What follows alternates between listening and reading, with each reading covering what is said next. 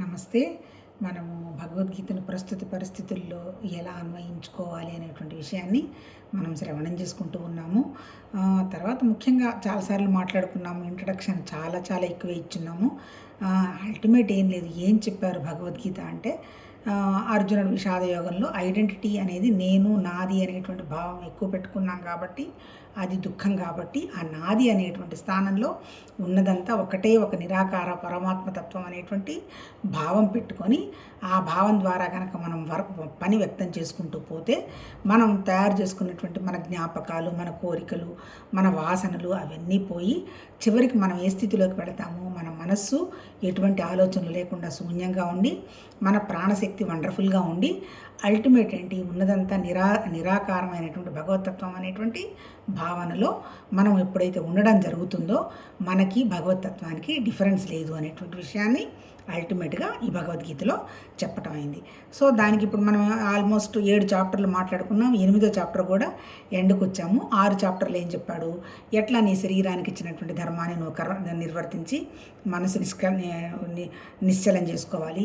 ఆ తర్వాత నేను తిప్పుతున్నదంతా బయట ఏంటి, నీ ఇంద్రియాలు.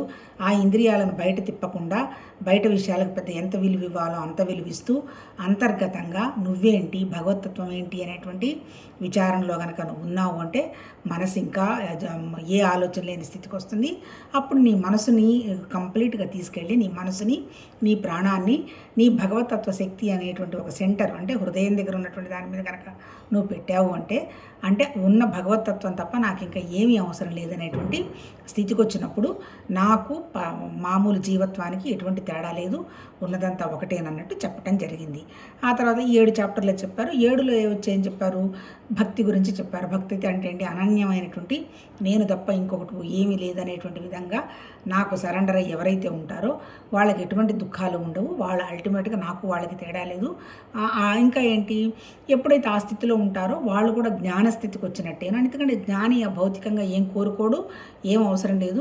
జ్ఞాని లాంటి వాడు నేను, జ్ఞాని ఒకటేను అంటే ఏంటి, అల్టిమేట్ చెప్పిందంట ఏం లేదబ్బా, ఉన్నదంతా ఒకే ఒక రకమైనటువంటి నిశ్శబ్దమైన, నిరాకారమైన, నిశ్చలమైన భగవతత్వం. అది ఏమైంది, అది ఒక శబ్దంలాగా అవ్యక్తమైంది. అవ్యక్తమైనటువంటి నిశ్శబ్దమైన శక్తి నుంచి అది ఒక శబ్దంలాగా వ్యక్తమైంది. అందుకనే మన వాళ్ళు ఓంకారం అన్నారు. ఆ తర్వాత ఏంటి, వ్యక్తమైంది ఏంటి, ప్రాణంగా వ్యక్తమైంది. అంతే కదా, ఒక కదలిక ఉండే దేనికి, ప్రాణానికే ఉంటుంది. ఈ ప్రాణాన్ని యొక్క శక్తి ఆ తర్వాత ఇది కదులుతుంది అని ఎవరికి తెలుస్తుంది, మనసుకు తెలుస్తుంది. అంటే ఏంటి, భగవతత్వంలో ఉన్నది జ్ఞానశక్తే. తర్వాత అదే జ్ఞానశక్తి వ్యక్తమైంది. కాకపోతే ఏంటంటే ఆ భగవతత్వ శక్తిలో వ్యక్తమైనటువంటి స్థితిలో ఇంకా వేరే వేరే వస్తువులు ఏమీ లేవు. అంటే ఏంటి, అవ్యక్తంగా ఉన్నది ఒకే నిశ్శబ్దమైనటువంటి నిశ్చలమైన శక్తి.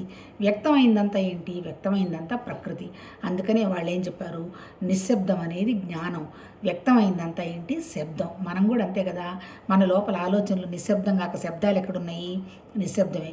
కానీ మన దగ్గర ఉన్నటువంటి శబ్దం ఏంటి, మన ప్రాణశక్తి శబ్దం. ఇవి రెండు కదులుతూనే ఉన్నాయి.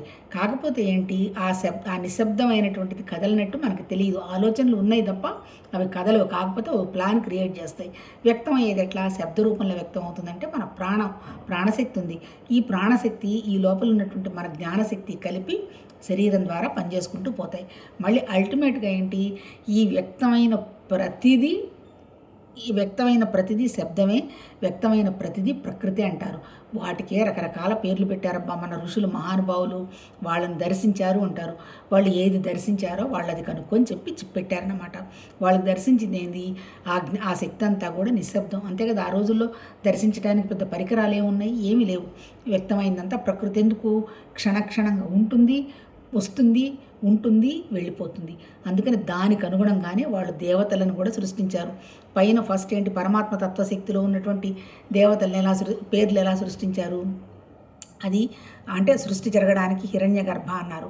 ఆ తర్వాత లోపల ఉన్నటువంటి ఆలోచన విధానానికి అంతర్యామి అన్నారు.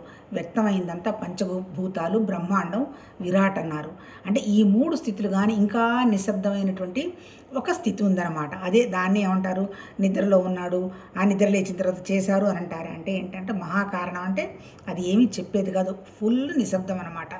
అంటే అటువంటి నిశ్శబ్దంలో కూడా ఆ నిశ్శబ్దంలో వచ్చినటువంటి ఆయన డివైన్ థాట్కి ఈ 3 పేర్లు పెట్టడం జరిగింది. అంటే అల్టిమేట్ ఏం లేదు, భగవతత్వం వ్యక్తమైందంతా పంచభూతాలుగా వ్యక్తమైంది. మన సమస్య కూడా పంచభూతాలే. మన పంచభూతాలకు అనుగుణంగా మన దగ్గర పంచకోశాలు వచ్చాయి, అంతే కదా. ఆ భూమితత్వం ఉన్ననాళ్ళు బ్రహ్మాండంగా వండర్ఫుల్గా పనిచేస్తుంది. ఆ తర్వాత కాళ్ళు, చేతులు, నొప్పులు ఇదంతా కూడా భూమితత్వం డిజాల్వ్ అవ్వడం మొదలుపెట్టిన తర్వాత 90% నీటి తత్వం ఉంది. ఆ 75% నీటి తత్వం ఫుల్ ఉన్నప్పుడు విపరీతమైన డైజెషన్ ఉంటుంది. ఏజ్ పెరిగే కొద్దీ అది డిజాల్వ్. అందుకే నేను ఎవరో కోడ్ పెడుతున్నారు, ఓల్డ్ ఏజ్ వచ్చేటప్పటికే దాహం ఉండదు అని. ఎందుకు దాహం ఉండదు, ఎపిటైట్ కూడా తగ్గిపోతూ ఉంటుంది కదా. అందుకని నీళ్లు తీసుకోవాలని ఏదో ఒకటి వంటి పెట్టారు, మంచిగా ఉండింది అనిపించింది. అంటే ఇక్కడ భగవతత్వంలో కూడా ఏంటి, ఆ నీటి తత్వం, ఆ 75% ఉన్న నీటి తత్వం శక్తి కూడా తగ్గుతూ ఉంటుంది. తర్వాత అగ్నితత్వం, బాడీలో ఉన్నదంతా కెమికలే. ఈ అగ్నితత్వం కూడా మనకి ఆ డైజెస్టివ్ సిస్టమ్ కూడా తగ్గేది అగ్ని తగ్గుతూ ఉండడం వల్లనే.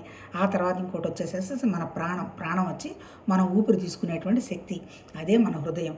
అంటే ఏంటి, అది ఎక్కడి నుంచి వచ్చింది, ఆకాశం లాంటి స్థితిలో వచ్చింది. అంటే ఏంటి, పంచభూతాలతో తయారైనటువంటి మన నేల, నీళ్లు, అగ్ని, భూమి, ఆకాశం, దాన్ని బేస్ చేసుకొని తయారైనటువంటి మన పంచకోశాల శరీరం.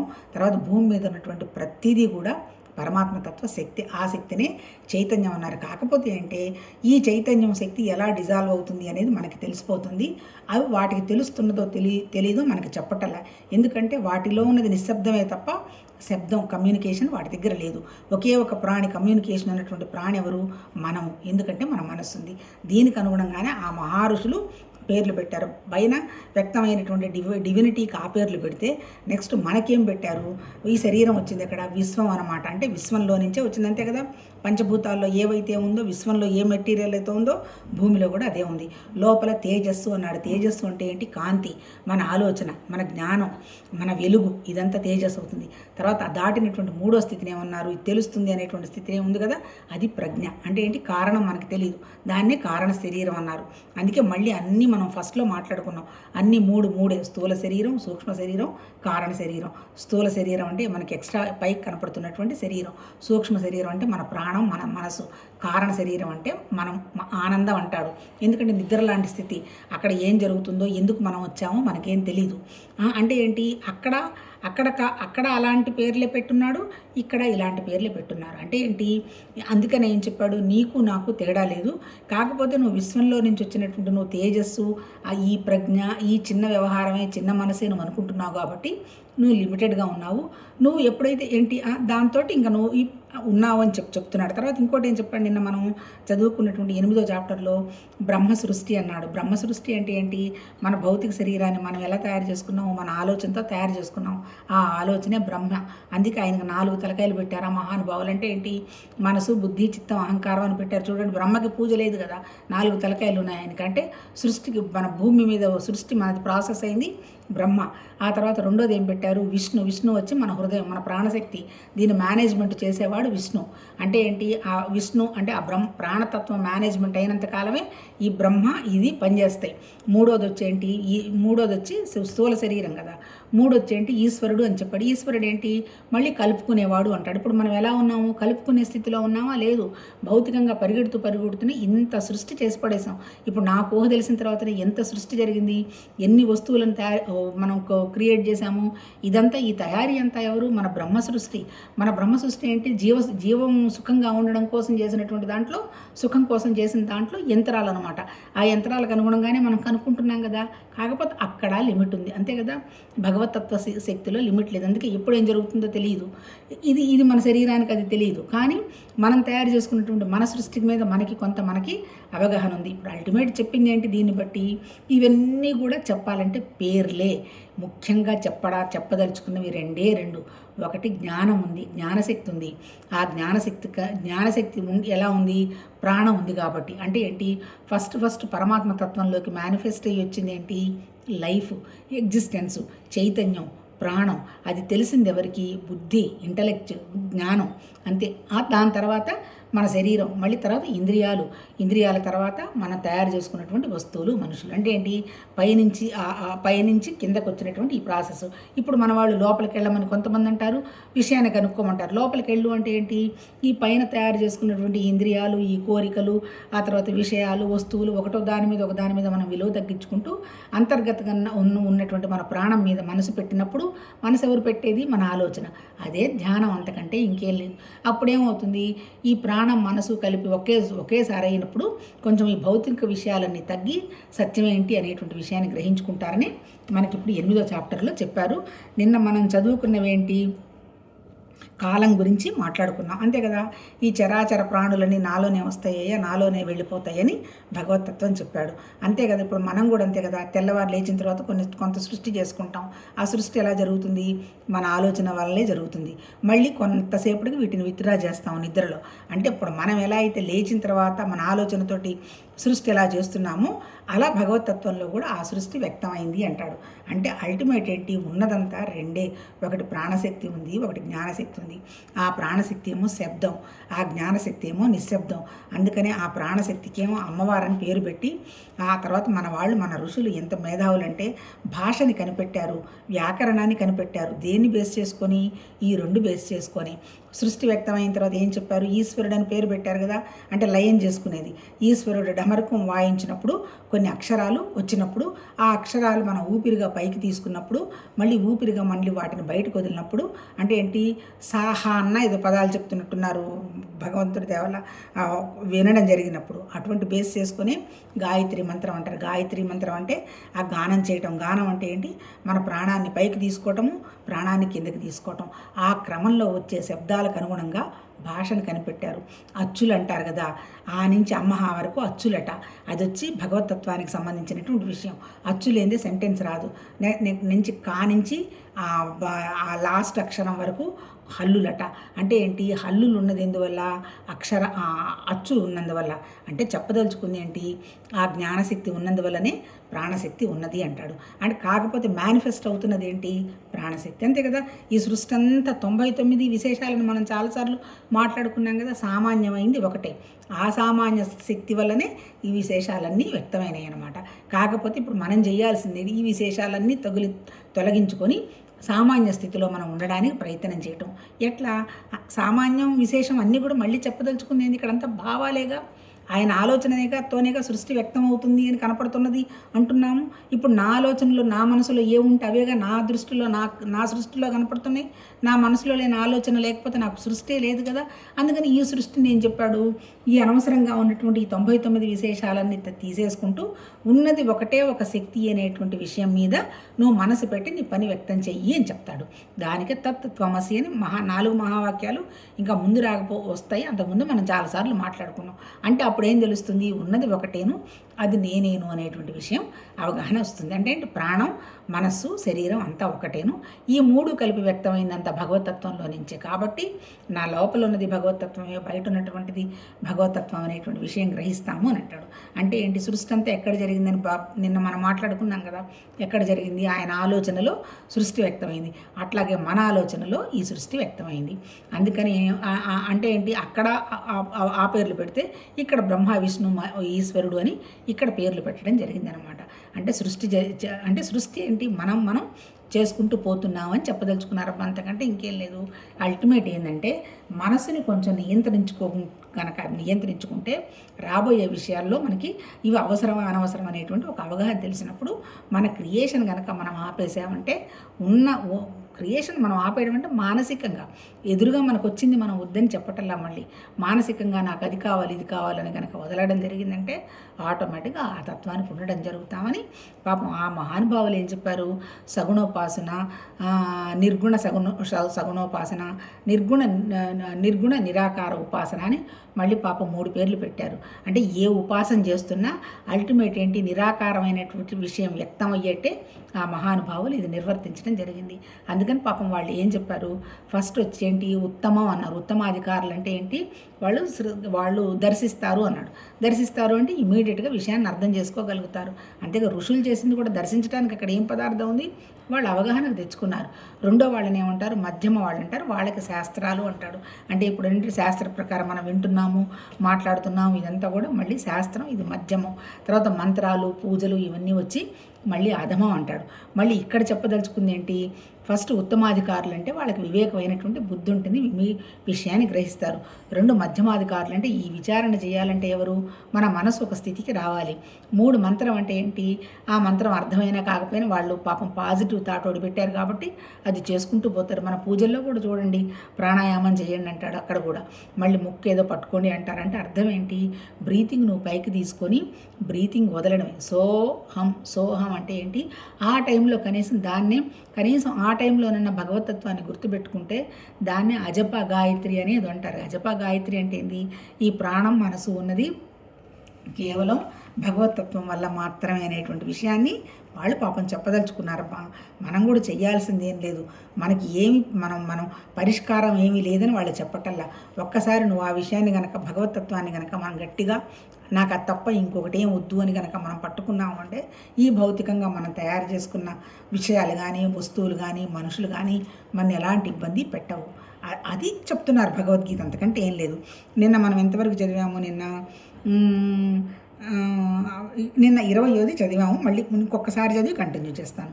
ఆ అవ్యక్తము కంటేను పరమైన విలక్షణమైన సనాతనమైన అవ్యక్త భావమే ఆ పరమపదము. ప్రాణులన్నీ నశించనను ఆ పరమ పురుషుడు మాత్రం నశించడు. ఇక్కడ ఏం చెప్తున్నాడు, భావమే చెప్తున్నాడు. పరమ పురుషుడు అనేవాడేం లేడుగా. పరమ పురుషుడు అనేది జస్ట్ ఒక భావం. మనం కూడా చేయాల్సింది, ఇప్పుడు మనం తయారు చేసుకున్నవి కూడా అన్ని భావాలేగా. ఇప్పుడు 30 సంవత్సరాల నాడుగా జరిగినటువంటి సమస్య గురించి మనం ఇప్పుడు ఆలోచన చేస్తున్నాము, అది ఇప్పుడు లేదుగా, అది జస్ట్ భావమే. తర్వాత రేపేం జరగబోతుందని భయపడుతున్నాము, అది కూడా భావమే కదా. అందుకని ఇక్కడ ఏం చెప్తున్నాడు, ఆ నశించకుండా ఉండేటువంటి నిరాకారమైనటువంటి నిశ్చలమైన నిశ్శబ్దమైన మార్పు లేని చలనం లేని స్థితే నేను అనేటువంటి విషయం నువ్వు భావన చేస్తూ పోతావనుకో, ఆ భావమే నువ్వైపోతావు అంటాడు. అంతే కదా, ఎప్పుడు చెప్పినా ఏమంటాడు, మన భావమేగా మన జీవితం. యామతి ఆగతి అంటారు. నువ్వు మంచి ఆలోచన చేస్తే, నువ్వు మంచి చూస్తే నీకొచ్చి మంచే జరుగుతుంది. మంచి ఆలోచన చేయకుండా నెగటివ్గా ఆలోచన చేస్తావు, నెగటివ్ చూస్తావు, నెగటివ్ జరుగుతుంది. అందుకని గుర్తుపెట్టుకోవాల్సింది ఏంటంటే, నెగటివ్ ఆలోచన చేసి ఎవరి గురించి నెగటివ్ మాట్లాడుతున్నాము అంటే నెక్స్ట్ మనం మెంటల్గా మనం ప్రిపేర్ అయ్యి ఉండాల్సిందే, అది మనకి కూడా జరగబోతుంది అని. అందుకని ఏం చెప్తున్నారు, ఈవెన్ కాంట్రరీ సిచ్యుయేషన్స్లో కూడా నెగటివ్ చూడొద్దు, నెగటివ్ మాట్లాడొద్దు, నెగటివ్ తెచ్చుకోవద్దు అంటారు. ఎందుకు కానీ అది కూడా మళ్ళీ ఏం చెప్తారు పాపం, అది కూడా మళ్ళీ అందుకే వాళ్ళకి అలాంటి ఆలోచనలు వస్తున్నాయి. ఏంటి వాళ్ళు తయారు చేసుకున్న జ్ఞాపకాలు, వాళ్ళ సంస్కారాలు, అవి ఆ భావాలను వదిలించుకోవాలి. మంచి భావమా చెడ్డ భావమా అనేటువంటి విషయం మన బుద్ధికి మన మనసుకి పదును పెట్టి మనం వివేకంతో మనం గ్రహించుకోవాలని చెప్తున్నాడు.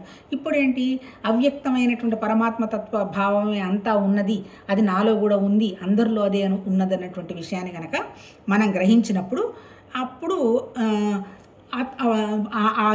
ఆ నిరాకారమైనటువంటి శక్తి నశించదు, అది పర్మనెంట్గా ఉంటుంది. అది కూడా అది నేనేను, నా పరిస్థితి అయిన అంతే అనేటువంటి విషయానికి వస్తాడు అంటాడు. అంటే అల్టిమేట్ ఏంది చెప్పేది ఇక్కడ మొత్తం భగవద్గీతలో ఎక్కడో 4 చేతులు 3 కాళ్ళతోటి భగవతత్వం ఉన్నాడని చెప్పటల్లా. నిరాకారమైనటువంటి జ్ఞానశక్తే ఉంది, ఆ జ్ఞానశక్తి నీలో కూడా ఉంది. ఆ లిమిట్ అయినటువంటి జ్ఞానశక్తిని నువ్వు ఎక్స్పాండ్ చేసుకొని చెప్తున్నారు, అంతకంటే ఇంకేం లేదబ్బా. ఇప్పుడు 21 చూడండి, ఈ అవ్యక్తమునే అక్షరమనియు అందరు, ఇదియే పరమగతి మరియు నా పరమధామము. ఈ సనాతన అవ్యక్తమును అనగా నా పరంధామమును చేరిన వాళ్ళు మరలా తిరిగిరారు అంటాడు. ఏంటి, ఇప్పుడు అవ్యక్తంగా ఉన్నటువంటి భగవతత్వ శక్తి అని మనం అంటున్నాం కదా, దాన్నే ఏమంటున్నాడు, అక్షరం అన్నాడు. అంటే ఇప్పుడు మనం నిరాకారమైన నిశ్చలమైన చలనం లేని అని చాలా పదాలు వాడుకున్నాం కదా, గుణాలు లేని కోరికలు లేని సర్వశ్రేష్ఠుడని మాట్లాడాడు కదా.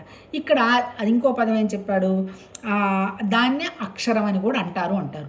అక్షరం అంటే ఏంటి, నాశనం కానిది అని అర్థం. అంతే కదా, అక్షరం కాంది. అక్షరం అంటే ఏంటి, అలా నాశనం కానటువంటి, మార్పు చెందని నాశనం కానటువంటి పరమాత్మ తత్వాన్ని అక్షరం అని అంటారు అని అంటాడు.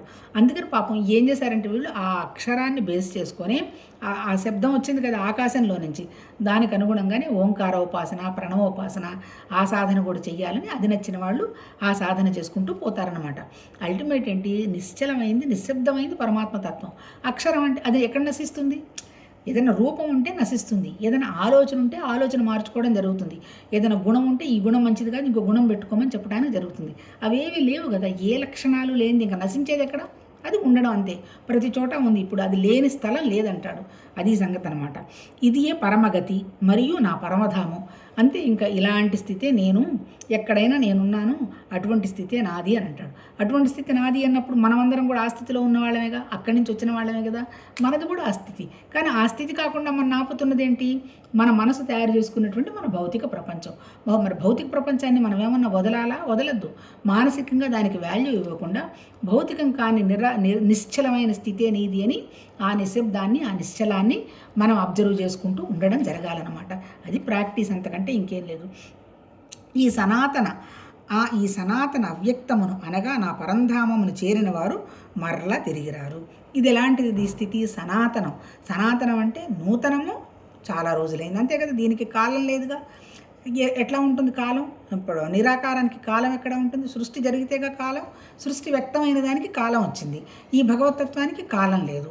అది సనాతనం అంటే ఏంది? ఎప్పటి నుంచో ఉన్నది, ఇప్పుడు ఉన్నది, ఎప్పుడు ఉంటుంది అని అర్థం అనమాట. అవ్యక్తముననగా నా పరంధామం అలా తిరిగి, అంతే కదా. ఎవరైతే ఆ స్థితికి వస్తారో మళ్ళీ నా దగ్గరికి వాళ్ళు మళ్ళీ తిరిగి రారు అంటారు. అంతే కదా. ఇప్పుడు నాకు ఏ కోరిక లేదు, ఉన్నదంతా ఆ నిశ్చలతత్వం అనేటువంటి నిశ్శబ్దంలో నుంచి బాడీ పడిపోయింది, మళ్ళీ నాకు ఇక్కడ ఏం పని ఉంటుంది? అందుకని అంటారు ఎవరి స్థితిని వాళ్ళే గమనించుకోండి అంటారు. అంతే కదా. ఎవరి ఆలోచనలు ఏంటి, ఎవరి కోరికలు ఏంటి, ఎందుకు వస్తున్నాయి సమస్యలు, ఈ సమస్యల్లో నా ఆలోచన ధోరణి ఏంటి, నేను స్వార్థంగా ఆలోచించకపోతే కదా నాకు ఇంత టెన్షన్ వస్తుంది అని ఎవరిని వాళ్ళే మేనేజ్ చేసుకోవాలి. కానీ చేసుకొని ఇవ్వవు సంస్కారాలు. ఎంతసేపటికి అహం కదా, అవతల వాళ్ళు కరెక్ట్ కాదు నేను కరెక్ట్ అనేటువంటి భావంలోనే ఉండడం జరుగుతుంది. ఇప్పుడేమంటాడు, ఎవడైతే నిరాకార స్థితికి మారుతారో వాళ్ళు మళ్ళీ తిరిగి రావాల్సిన పని ఏముంది? ఏదైనా కోరిక ఉంటే కదా, కోరికే లేదు, రావాల్సిన అవసరం లేదు అని అర్థం అనమాట. రావాల్సిన అవసరం లేదంటే ఏంటి, ఈ కనపడుతున్న పుట్టుక, మనం చేస్తున్న పనులు, ఇవన్నీ కూడా ఏంటి, మనం తయారు చేసుకునేటువంటి వ్యవహారాలు అనమాట. ఇప్పుడు చెప్పింది ఏంటి భగవద్గీతలో, నీ భావంతో ఇదంతా లేదు అనేటువంటి నిరాకార స్థితికి రామని ఆ మహానుభావుడు చెప్తున్నాడు అని చెప్పాడనమాట. ఆ తర్వాత ఇంకేం చెప్తున్నాడు, ఈ ఓ పార్థ సమస్త భూతాలు ఆ పరమాత్మ ఎందే అంతర్గతములై ఉన్నవి. ఆ సచ్చిదానంద ఘన పరమాత్మ చేతనే ఈ జగత్తంతయు వ్యాప్తం ఎన్నది. అట్టి సనాతన అవ్యక్త పరమ పురుషుడు అనన్య భక్తి మాత్రం ద్వారానే లభించును. అంటే ఏంటి, సృష్టి మొత్తం ఎక్కడుంది? అందులోనే ఉంది. అంటే ఎవరు చేరుకోగలుగుతారు? అనన్య భక్తుడు మాత్రమే చేరతాడు. అనన్య అంటే ఏంటి, నాకు నువ్వు తప్ప ఇంకా ఏమీ అవసరం లేదు. ప్రాణం తీసుకెళ్తావా? తీసుకెళ్ళు. ఇస్తావా? ఇచ్చేయి. పని చేయిస్తావా? చేసేయి. కష్టాలు ఉంటాయా? కష్టాలు ఉంటాయి. సుఖాలు ఉంటాయా? సుఖాలు. దేనితో నాకు సంబంధం లేదు, నువ్వు తప్ప నాకు ఇంకేం వద్దు అనేటువంటి ఒక అనన్య చింతనమైనటువంటి భక్తిభావం మన హృదయంలో కనుక నింపుకుంటే ఈ హృదయము, ఈ మనసు ఏమైపోతుంది? ఈ రెండు కలిసి ప్రయాణం చేస్తాయి. అప్పుడేమవుతుంది, అప్పుడు ఇంకో శరీరం తీసుకుందాం అనేటువంటి ఒక ఇచ్ఛ, అనుభవం, ఆనందం ఏవి ఉండవు. ఆటోమేటిక్గా అప్పుడు ఏమైపోతాం, నాలోకి వచ్చేస్తారు అంటాడు. నాలోకి రావడం అంటే ఏం లేదు, మళ్ళీ మనం ఇంకొక శరీరాన్నో, ఇంకొక కోరికనో, ఇంకొక ఆలోచనో మనం ఇమాజిన్ చేయమన్నమాట. అంటే ఈ ఇమాజిన్ చేసేదంతా ఎవరు? మనసు చేస్తూ ఉంటుంది.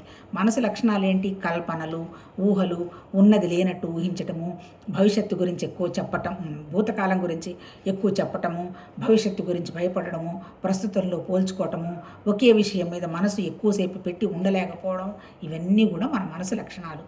అందుకని ఎప్పుడైతే ఈ లక్షణాలన్నీ ఏం చేస్తున్నాయి, ఇవన్నీ కూడా ఒకే లక్షణం మీద మనసు పెట్టి ఉండాలంటే అక్కడ ఏమి రాదుగా. భగవతత్వంలో నీకేం వస్తుంది? ఏమైనా చేతికి డబ్బు వస్తుందా? వస్తువులు వస్తాయా? ఇంకేమన్నా వస్తాయా? ఏమి రాదు. అంటే మనం నిరాకారంగా మారుకుంటూ పోతున్నటువంటి పరిస్థితి తప్ప మనకి ఇంకా ఏమీ రాదు. అందుకని ఏంటి, అది భౌతికంగా నీకు అక్కడ ఏమి లాభం కనపడదు కాబట్టి దాని మీద ఎవరు శ్రద్ధ పెట్టరు. ఇది ఎవరు అంటే విందామని కూడా వినేవాళ్ళు ఎవరో ఒకళ్ళు అంటారు, వాళ్ళు ఎన్నో వేల పూర్వజన్మ పుణ్యం చేసుకుంటే తప్ప అది సాధ్యం కాదు. నిజంగా అంతే కదా. భగవద్గీత ఏం పెద్ద కష్టంగా లేదు. చాలామంది ఆ రోజుల్లో మా చిన్నప్పుడు కూడా ఇది కష్టమేమో అనేటువంటి భావం ఉండేది. ఎందుకు? సంస్కారాలు, దీని మీద మనసు పెడదామని ఆలోచన లేదు. అలా ఎవరైతే పెట్టగలిగారో వాళ్ళు ఏమీ అక్కర్లా, తెలియకుండానే వాళ్ళు తగిలించుకున్నటువంటి భావాలన్నీ ఒకటొకటి వెళ్ళిపోయి వాళ్ళే భగవతత్వ భావంలో ఉండడం జరుగుతుంది అని చెప్తున్నారు. అదే చెప్పారు. చూద్దాం, నెక్స్ట్ రేపు కంటిన్యూ చేద్దాం.